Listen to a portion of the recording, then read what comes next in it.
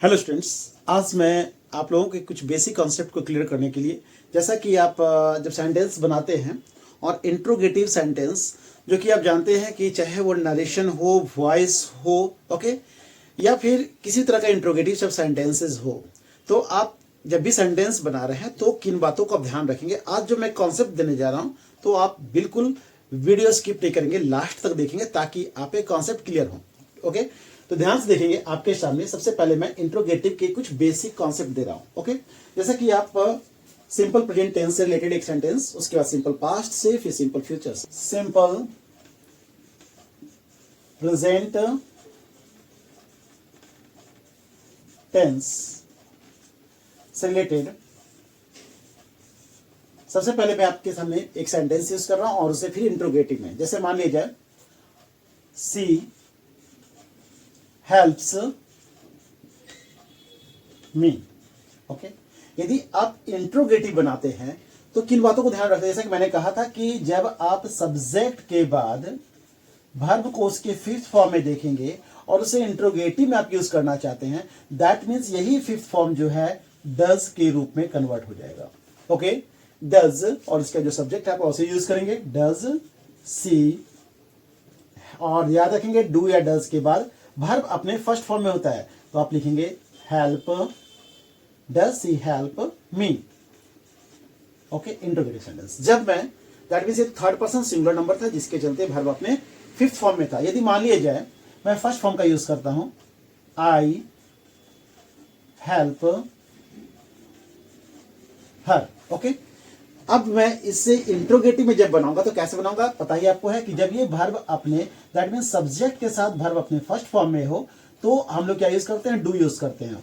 First form में हो तो डू यूज करते हैं, फिफ्थ फॉर्म में हो तो दैट मीन्स डज यूज करते हैं। ठीक है, तो आप कैसे बनाएंगे इसे, दैट मीन्स की डू और उसके बाद आपका सब्जेक्ट जो दिख रहा आई हेल्प, जैसा कि आपको पता है डू हो, डज हो या डिड हो, आप वर्ब के फर्स्ट फॉर्म का यूज करते हैं, डू आई हेल्प हर।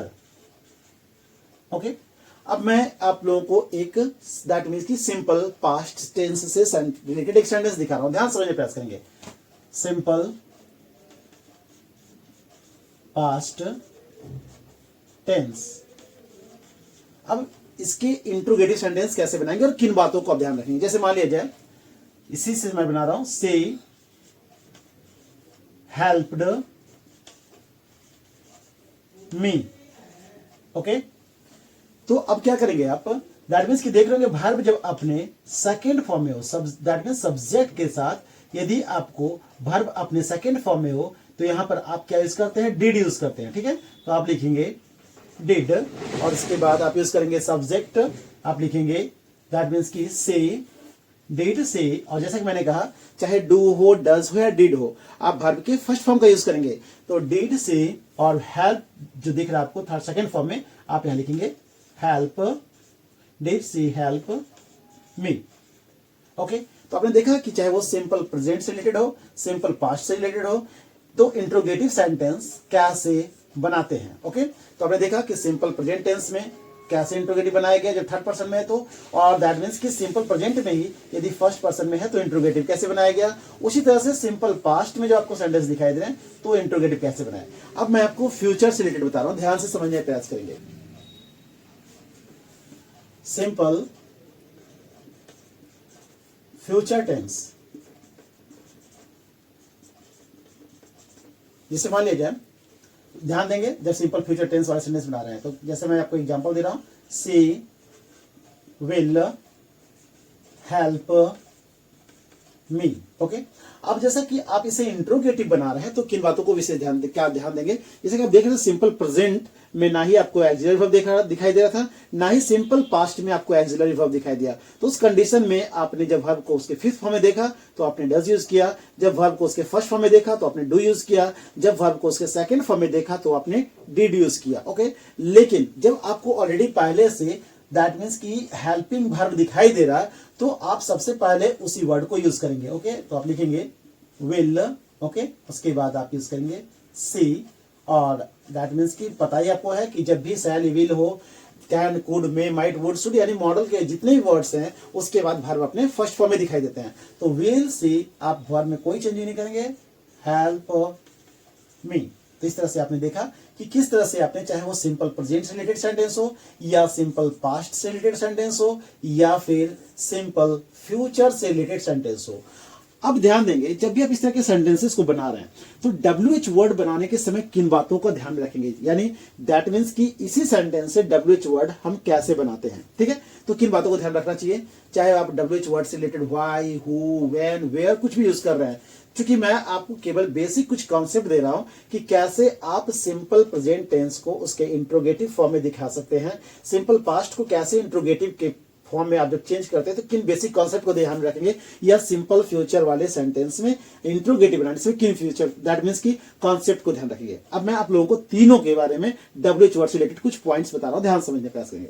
जैसे मान लिया जाए मैं इसी से WH वर्ड से रिलेटेड एक सेंटेंस बना, WH वर्ड, ध्यान देंगे, WH word interrogative sentence, WH word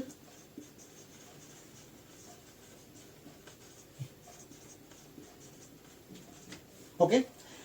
तो आप देख लेंगे सी हेल्प्स मी। अब मैं इसी का इंट्रोगेटिव एक बना रहा हूं, ठीक है।